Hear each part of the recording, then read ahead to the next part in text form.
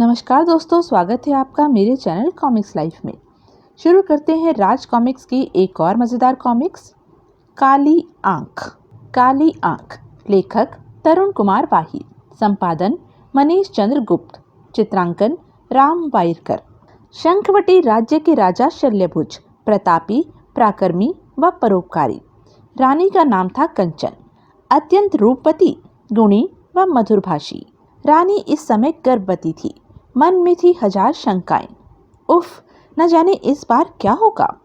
ज्यों-ज्यों रानी का प्रसव काल निकट आ रहा था, राजा शल्यभुज की पेशानी पर बल पड़ते जा रहे थे।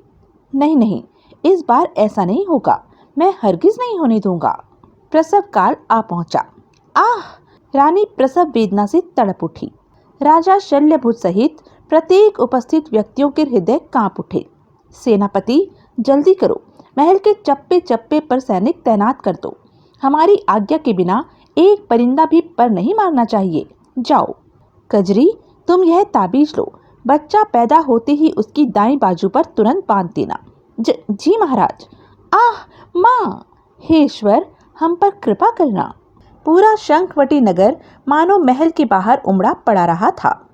अल्लाह, रानी व बच्चे की सलामत की दुआ कबूल कर। हे प्रभु, रक्षा करना, न जाने आज क्या हो। कहीं उधर कक्ष में रानी कंचन बुरी तरह बेचैनी की अवस्था में चीख रही थी। घबराओ नहीं बेटी, कुछ देर में सब ठीक हो जाएगा। रानी जी के बच्चा पैदा होते ही ये ताबीज मुझे बच्चे की बाह पर बांधना है। बाहर खड़े शल्यभुज का हृदय जोरों से धड़क रहा था। उफ, न जाने ये इंतजार के पल कब समाप्त होंगे। आओ सेनापति, सुरक्षा की क्या व्यवस्था है? इस ओर से निश्चिंत रहे महाराज, पूरे महल को सैनिकों ने घेरा हुआ है। इसी पर चीख गूंज उठी। आई! बंद द्वार एक झटके के साथ खुला। कजरी! क्या हुआ कजरी, क्या हुआ? वो महाराज, राजकुमार को क्या हुआ? उफ महाराज, कहीं। दोनों आनन फानन में ही कक्ष की ओर भागे। भीतर पहुंचते ही दोनों जड़ हो गए। दाई माँ बेहोश है। मेरा बच्चा। शल्यभुज की निगाहें फर्श पर पड़ी ताबीज पर पड़ी। ओह, राजगुरु का दिया ताबीज फर्श पर गिरा पड़ा है। और ताबीज लेकर शिशु के निकट पहुंचते ही उनकी आंखें भय से फैल गई। नहीं! ही महाराज, उफ! जल्दी कीजिए, ताबीज बांध दीजिए। ओह! अचानक शिशु की भुजा आगे बढ़ी। ही आह! द्वार पर खड़े दोनों सैनिक खतरा भांप चुके थे। खतरे का संकेत गूंज उठा। इसी पर शिशु का आकार कई गुना बढ़ गया। इसमें तो शैतान आ घुसा है महाराज। नहीं, हमारे बेटे को बचाओ सेनापति, उसे इस शैतान से मुक्त करो। सैनिक शोर मचाते हुए भीतर आ घुसे। मारो मारो! नहीं, यह नहीं हो सकता। रानी व दाई माँ को यहाँ से ले जाओ, जल्दी करो। कक्ष में तूफान सा आ गया। आह, बचाओ! ही हाय, मरा! तड़ाक धड़! आ! अगले ही पल हवा सी सरसराई और नवजात राजकुमार के गायब हो जाने का समाचार फैल गया। आह नहीं, महाराज व रानी अब और दुख बर्दाश्त नहीं कर सकेंगे। हे प्रभु, ये कैसा अनर्थ है। उधर महाराज का हृदय फटा जा रहा था। कुछ नहीं कर सके हम। हमारा 5वां बेटा भी किसी शैतान की हवस का शिकार हो गया। धीरज रखे महाराज।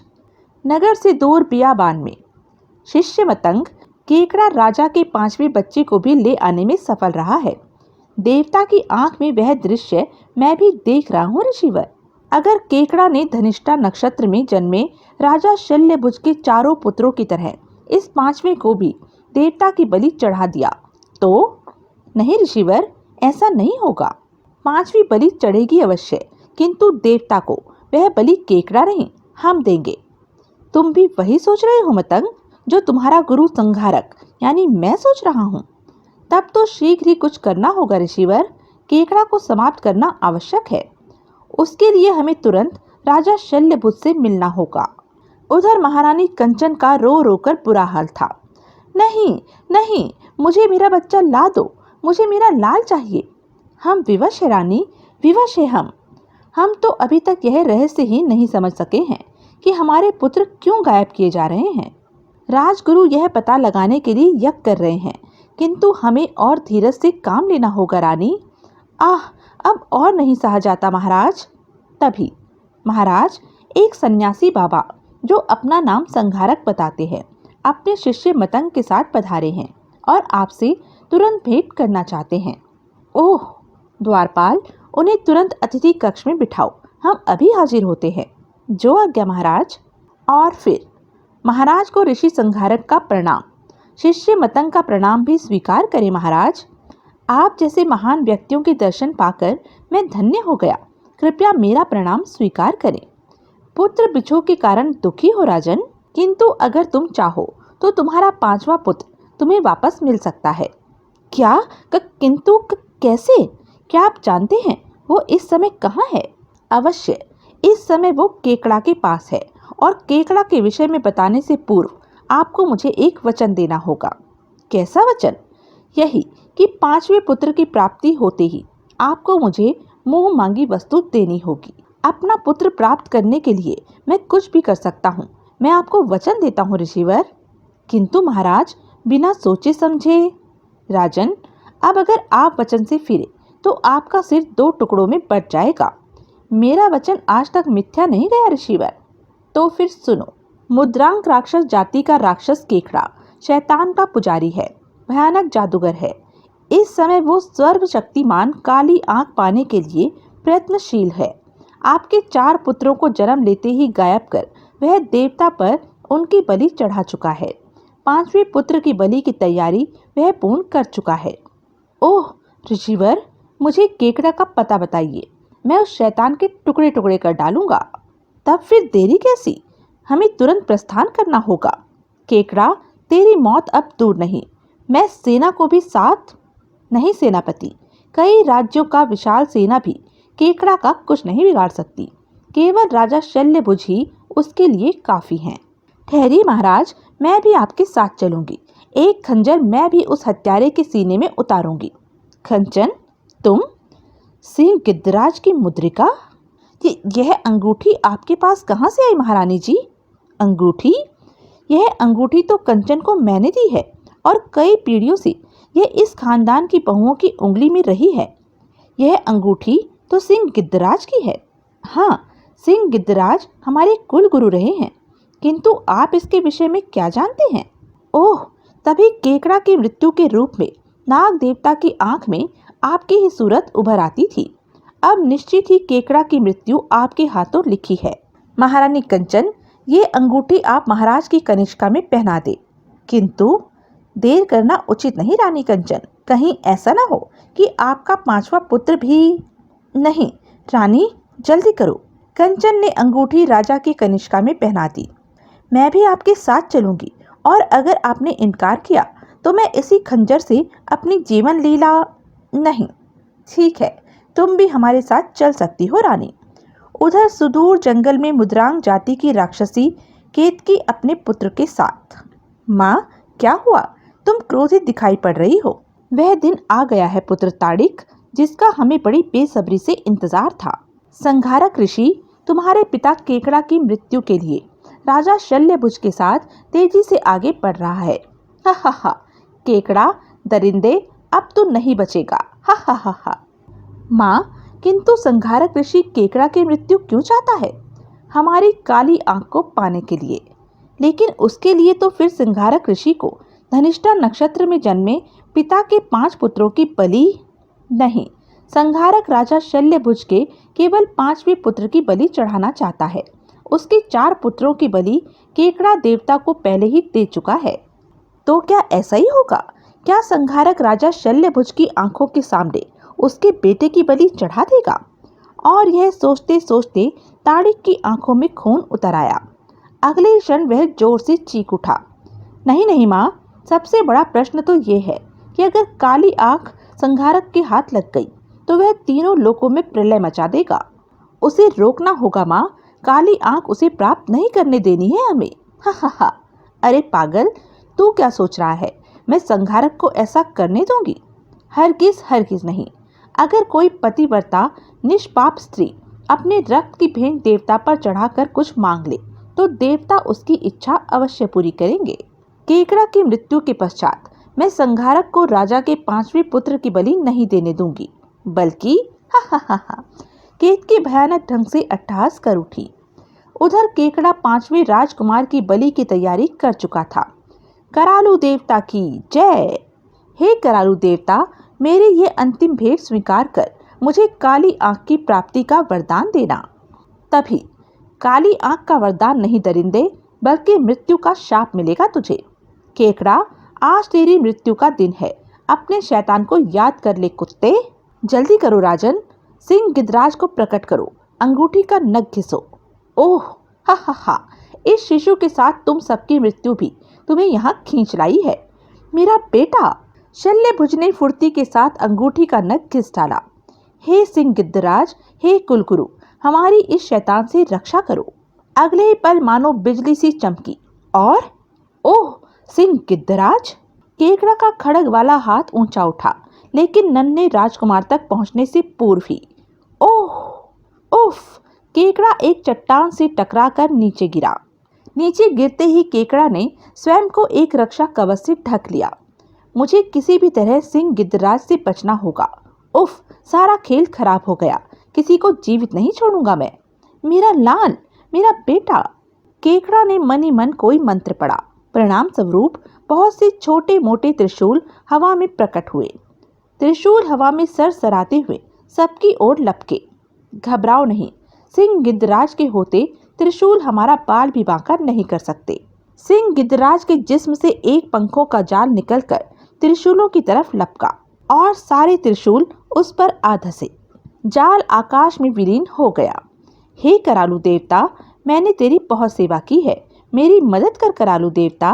नहीं, आह नहीं, छोड़ दो मुझे, मैं राजकुमार की बलि का विचार त्याग दूंगा सिंह गिदराज। सिंह गिदराज का पंजा केकड़ा की छाती फाड़कर घुस गया। सिंह गिदराज का पंजा एक झटके के साथ बाहर निकला। तब उसमें एक नन्ही सी कांच की गेंद थमी थी। आह नहीं, इसे मत तोड़ना।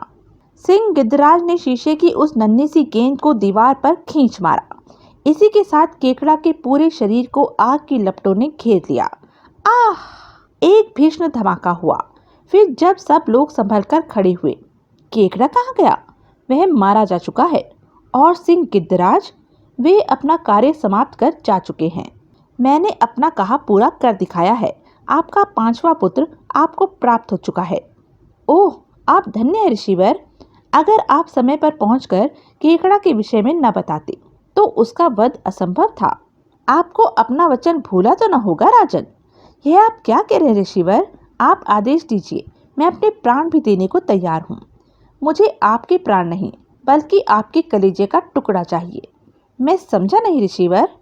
ऋषिवर को नन्हा राजकुमार चाहिए महाराज। राजकुमार? नहीं, यह आप क्या मांग रहे हैं ऋषिवर?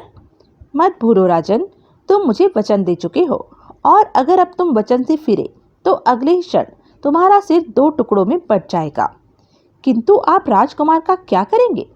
ऋषिवर करालू देवता पर उसे बलि चढ़ाएंगे। रानी कंचन बिफरी हुई शेरनी की तरह गरज उठी। नीच, जल्लाद, तुम महात्मा नहीं हो सकता।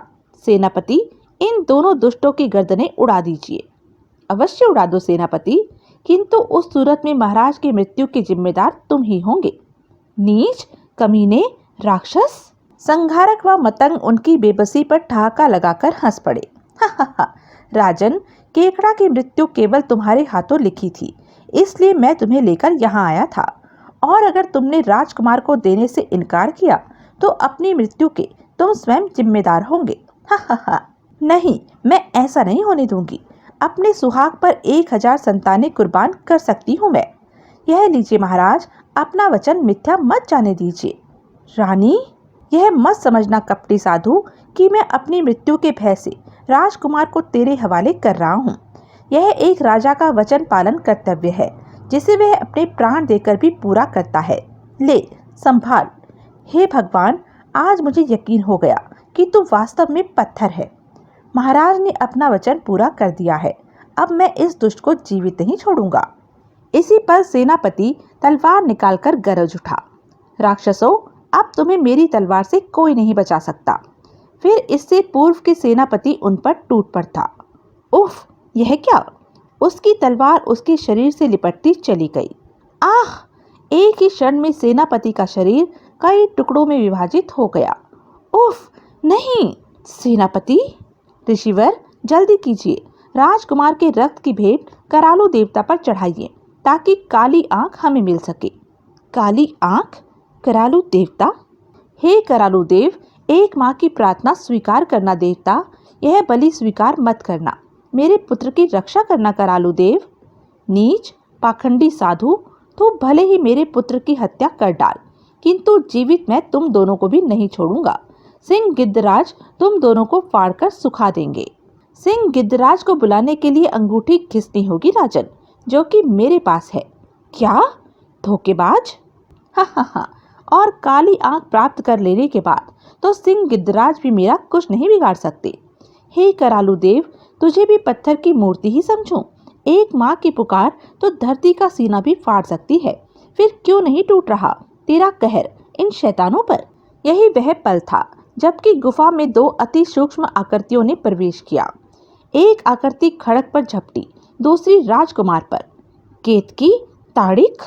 एकाएक दोनों अपने वास्तविक रूप में लौट आए। महाराज, कुमार को संभालिए! केतकी संघारक की कलाई चबा गई। कमीने! आह! दुष्टा! ताड़िक ने मतंग को हवा में खींच लिया। ऋषिवर, एक पापी के रूप में जब मैं अपने पिता की मृत्यु की कल्पना कर सकता हूँ, तो फिर तुझे मेरे हाथों कौन बचाएगा शैतान? ताड़िक ने मतंग को चकर घिन्नी बना डाला। आह! ऋषिवर! और तलाक! आह! यह सब कुछ इतना शीघ्र हुआ कि कोई सोच समझ तक न सका कि क्या हुआ, और जब समझा तो संघारक क्रोध से कांपता हुआ चीख उठा। दुष्टा, अब मैं तुम दोनों माँ बेटों को जीवित नहीं छोड़ूंगा। यह देखते ही केतकी चिल्लाई। महाराज, महारानी व बच्चे को लेकर भाग जाइए। पुत्र ताड़िक, काली आंख की तबाही आवश्यक है, अन्यथा फिर कोई केकड़ा, फिर कोई संघारक पैदा होगा। मैं जा रही हूँ। करालो देवता पर अपने रक्त की भेंट दूंगी मैं। तुम ये गुफा छोड़ दो। नहीं माँ, नहीं, ऐसा मत करो। मुझे इस दुनिया में अकेला छोड़कर मत जाओ। जाओ ताड़िक पुत्र, जाओ। इस शैतान संघारक का अब दुनिया की कोई ताकत देवता के कोप से नहीं बचा सकती। हा। नहीं केतकी, नहीं, रुक जाओ। यही मेरी करालू से प्रार्थना है। माँ! केतकी कटे वृक्ष सी देवता के कदमों पर गिर पड़ी और मानो तूफान सा आ गया। और तेज भागो रानी कंचन! नहीं, बचाओ! धड़ाक! आह! ताड़िक, राजा शल्यभुज व कंचन के सुरक्षित बाहर निकलते ही एक भीषण विस्फोट के साथ पूरी गुफा धड़ धड़ाकर मलबे का ढेर बन गई। तुम्हारी कुर्बानी व्यर्थ नहीं गई माँ, तुम महान हो। ओह! और तब, हे युवक, तुम कौन हो? नन्हे राजकुमार के प्राण बचाकर तुमने और तुम्हारी माँ ने हम पर जो एहसान किया है, उसका बदला हम अपने प्राण देकर भी नहीं चुका सकते। ऐसा न कहीं महाराज। मैंने और मेरी माँ केतकी ने धरती से पापियों के नाश का व्रत लिया था। माँ अपने कर्तव्यों को पूरा करते हुए बलिदान दे गई।